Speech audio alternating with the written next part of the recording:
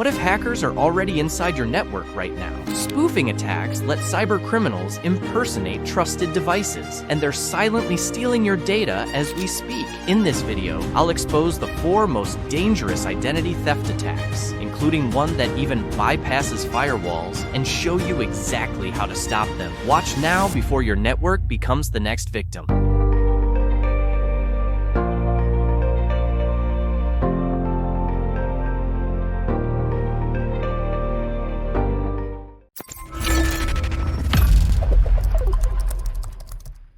Identity usurpation attacks. The various attacks that will follow are mainly based on identity usurpation. Let's start with the spoofing attack. For example, when a machine sends an IP packet, everyone expects the source IP address to be the sending machine's own IP address. And it's the same for the source MACI address in the Ethernet frame, which should be the sender's own MACI address.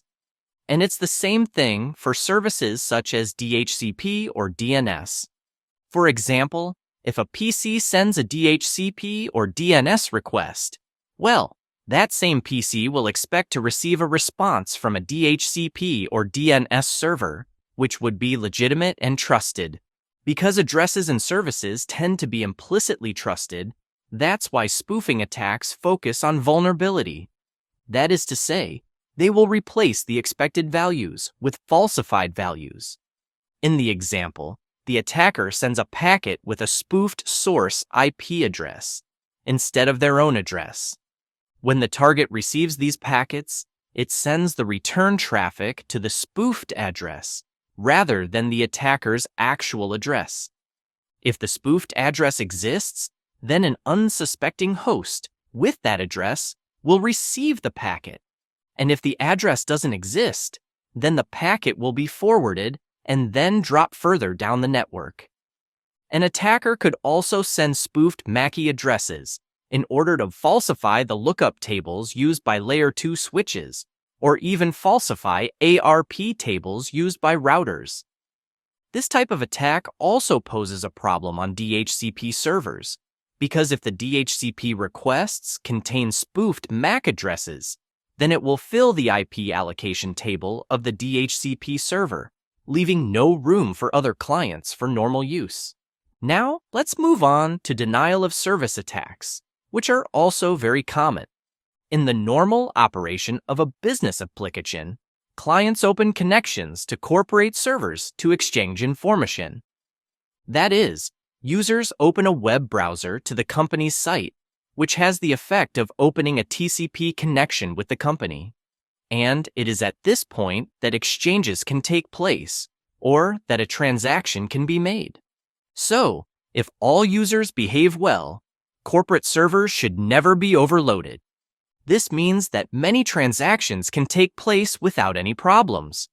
Now, suppose a malicious user finds a way to open a connection to the company's server.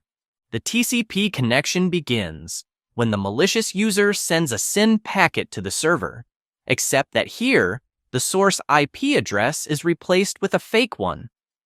The server will then add the TCP connection to its client table and respond to the wrong address with a CCNA.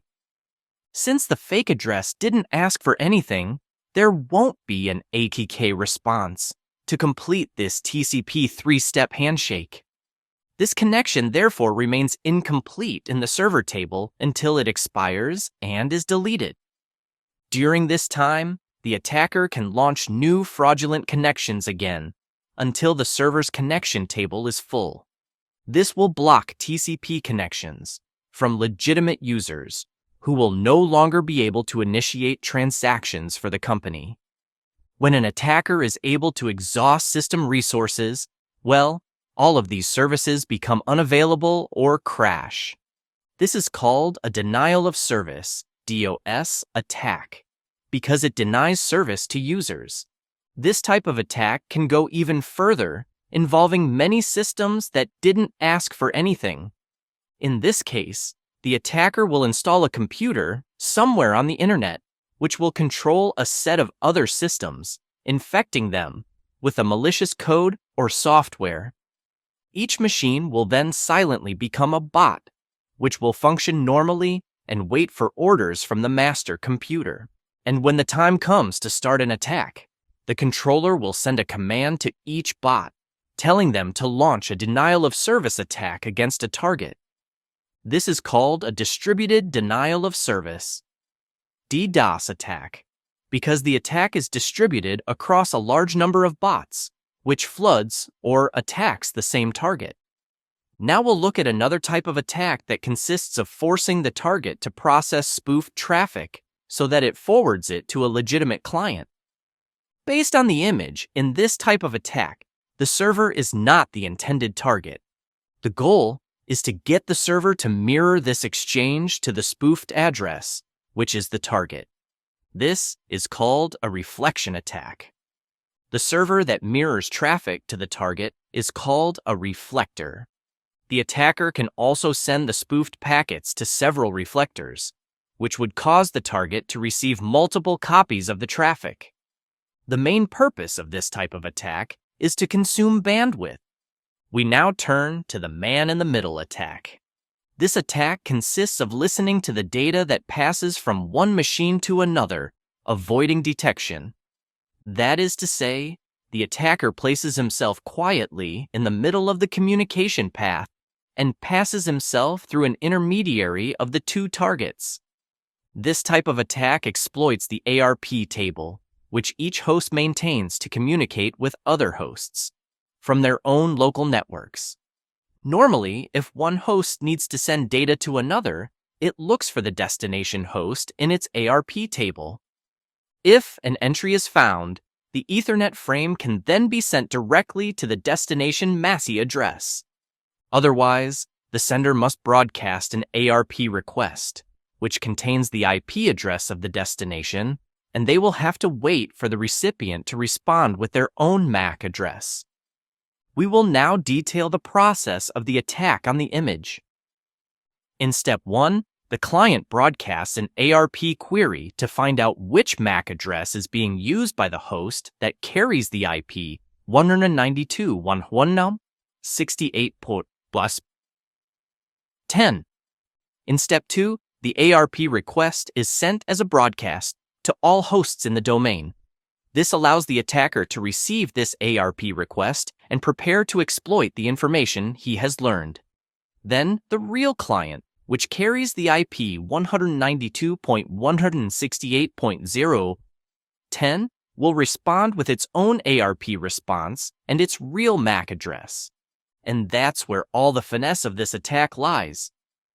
Because in step 3, the attacker will simply wait a brief moment before sending a spoofed ARP response, which contains his own MAC address.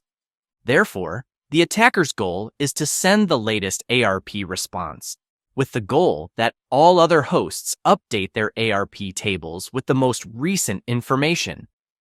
This process therefore poisons the entry in the ARP tables of all systems that would have received the spoofed ARP response.